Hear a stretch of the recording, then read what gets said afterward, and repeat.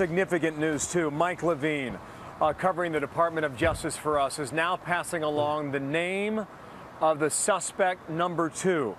Suspect number 2 on the loose is named Dzhokhar A. Tsarnaev. I believe I'm saying that correctly. It's T-S-A-R-N-A-E-V, Tsarnaev, or a variation of that spelling, I'm told, from overseas, been in the U.S. for more than a year. Both suspect number 1 and suspect number 2 are said to be brothers. And Gregory, do me a favor, frame up the camera here. I just want to show viewers on this iPad map again, one more time, when we're starting to piece together here, okay? If you've got the image, let me take you through it. This is the site of the Lord & Taylor shop with the red dot here. So that would be near the finish line, okay? This is Boylston Street.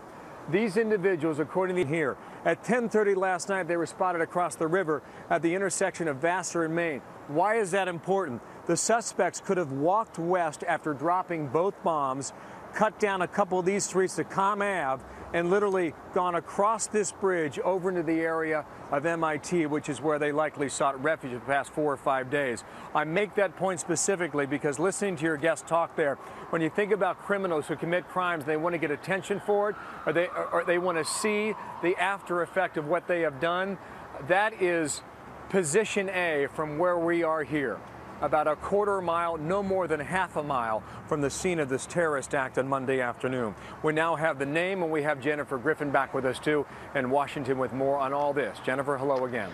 Hi, Bill. Well, Mike Levine, our Justice Department producer, has confirmed the name, Dzhokhar Tsarnaev.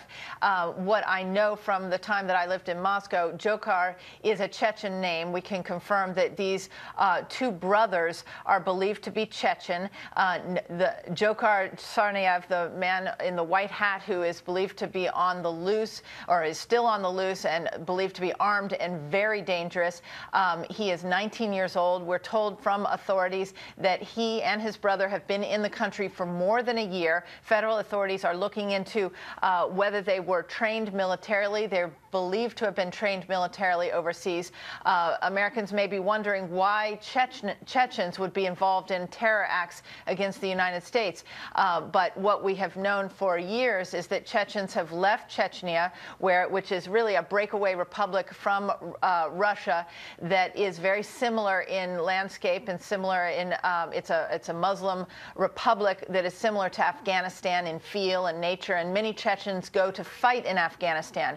So it is likely that these Chechens, young as they are, may have gone to either Pakistan or Afghanistan for training as part of a larger foreign terrorist network. We have seen Chechens involved in that in the past. So again, Mike Levine reporting tonight from his sources, at federal law enforcement sources, that these 2 suspects that we received the pictures of from the F.B.I. earlier today are Chechen. One of them, their names, the one who is on the loose right now, Dzhokhar Tsarnaev, and we understand that they have been in the U.S., a resident of Cambridge, Massachusetts, for more than a year. Bill? Residents of Cambridge, that's where they've been? Is that right, Jennifer? That is what Mike Levine is hearing, yes. And that okay, would, and Bill, that would make sense. Bill, that would make sense because both M.I.T. and Harvard are obviously located in Cambridge. These 2 young men, being 19 years of age, appeared very comfortable in a student environment in Boston, and they've been here for over a year. Yeah, Jennifer, thank you for that. M.I.T. and Harvard, they share a similar town, and they share the same river. They're on opposite sides of the river, though, M.I.T. on the north side and Harvard on the south side of the street there. We're watching screen left. That's Watertown, Massachusetts. That's 10 miles from where we are, about 10 miles from the M.I.T. campus, and we're not quite sure what police activity is taking there, but something's up there, screen left. Now, come out to me quickly here where we are on Boylston Street, because I just want to give our viewers a better sense of the geography where we are. Behind this truck and down the street, that would be Boylston Street. Okay, you go down about 2 city blocks, and on the left-hand side is where both explosions occurred at 2:50 Monday afternoon. Gregory, pull out here a little bit, because the runners themselves would have been going down Boylston Street in that direction. So at this point in the race, they're running from west to east, if you recall some of the video that we were showing you from the end of that race. but we were told by the FBI that after the explosive bags were dropped, that both of these individuals were moving westbound on Boylston Street. Hey, you Bill, could cut into Gloucester. Bill, if I could just interrupt you for Hereford.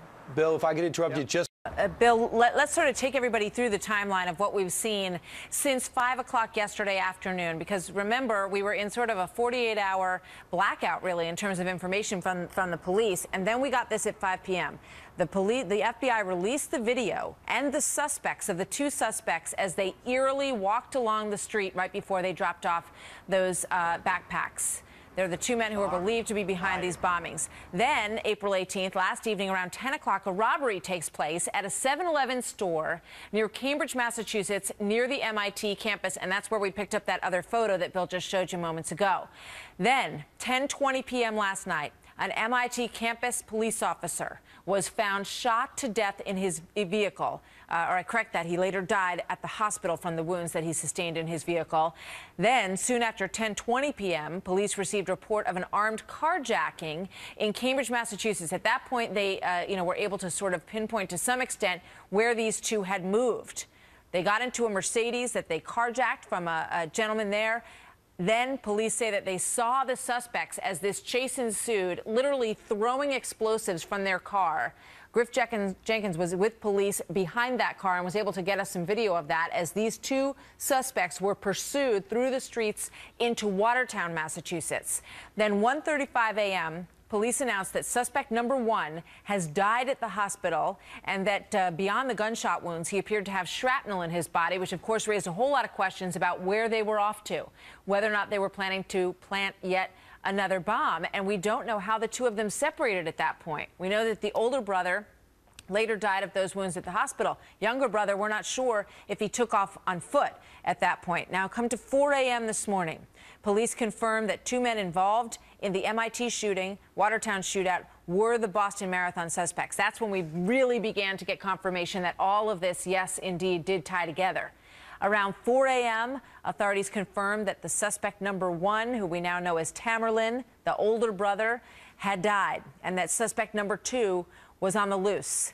5:30 a.m., the Massachusetts Governor, D.H.S, suspended all public transit service in an attempt to prevent any further attacks, to prevent anyone from being able to escape the city, all kinds of reasons why you would want to shut down that service on the MBTA. 6:45 a.m., they reported that the suspects are from the region near Chechen. At least that's where they were born. Jennifer Griffin just reported that they had also moved into the area north of Afghanistan with their family at one point. So that raises a lot of questions, too, as to whether or not, the terrorist instincts here come from something that is more al-Qaeda related, perhaps, or more Chechen related, perhaps. That's a big question that remains to be solved here. 7:15 a.m., Boston police say that they are conducting a controlled detonation near Kenmore Square. 8 a.m., Governor Deval Patrick extends public safety threat for all of Boston, essentially. And then at about 8:18 this morning, authorities identified transit police officer who was injured in the shooting with those suspects. 8:21, law enforcement officials confirm and name the fraternal relationship. They are brothers, these suspects. Then about 8:30 this morning, the FAA closed off the airspace over Watertown. Logan Airport does remain open. They just sent out on their Twitter feed just moments ago that they are under heightened security at Logan, but that they are flying planes in and out of Logan this morning at this hour. Let's go to Washington, where Brett Baer, who has been all over this story, of course, as well, the anchor of Special Report, joins us now with some of what the latest is from there. Morning again, Brett. Morning, Martha. You talk about this man being armed and dangerous. It is obvious after listening to that timeline and all that happened over the last 12 hours with that shootout, with the explosives coming out of that car, with what they're dealing with now. We talked about earlier that Dzhokhar Tsarnaev may have explosives with him. He may have a stockpile someplace, according to authorities. Those are concerns that they have. Tamerlan, the older one, who on the right of your screen, who is now dead, the 26-year-old, as you mentioned in the timeline there, he was brought to Beth Israel Hospital just after 1 in the morning with multiple traumatic injuries. And the doctor there, Dr. Richard Wolf, said it was more than gunshot wounds. It was a combination of injuries, quote, "We believe a combination of blasts, multiple gunshot wounds." And he said it looked like the man had been hurt by an explosive device and that the man was struck by shrapnel. And he was pronounced dead at 1:35. Now, a law enforcement source, as you look at a picture of Dzhokhar Tsarnaev from the FBI, law enforcement source telling the Boston Globe, actually, that an explosive trigger was found on Tamerlan Tsarnaev's body at the morgue. An explosive trigger. Now, that's not to say that explosives were on his body at the time, but a trigger. Now, that matches what authorities were telling us earlier, that they either, one, had plans to plant a lot of other bombs or many other bombs in Boston for a second wave of attacks, or two, they could be, you know, preparing for what they thought was the end, and they were ready to explode if there was a standoff with police. So these are things that they're looking at, and obviously that is why they're taking all of these precautions throughout Boston, because this guy could move around, could go into any of a number of soft targets, if you will, and that's why people are asked to stay in their homes and close their businesses. Yeah. We look at this picture on the screen now, and the whole country knows